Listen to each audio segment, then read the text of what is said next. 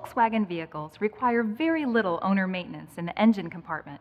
However, you may need to check your oil, add washer fluid, or perform some other checks once in a while, so it's a good idea to know how to open the hood properly. On most new Volkswagen models, you will find the main hood release and the driver's footwell on the left-hand side. Pull the lever toward you until you hear the latch release. Don't yank the lever sharply, just give it a steady pull. The hood will pop up partially, but is still held down by a safety catch. To release the hood from the safety catch, insert your hand under the lip above and to the right of the Volkswagen emblem. Find the release lever and lift the lever. This will allow the hood to be opened fully.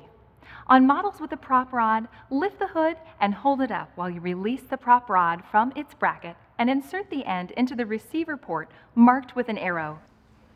You can now perform your under-hood checks.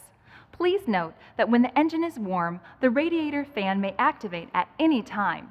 When possible, wait for the engine to cool first. Seek your owner's manual for important information and warnings. By following the recommended scheduled maintenance intervals, you most likely won't need to open the hood very often. But it's good to know how when you do.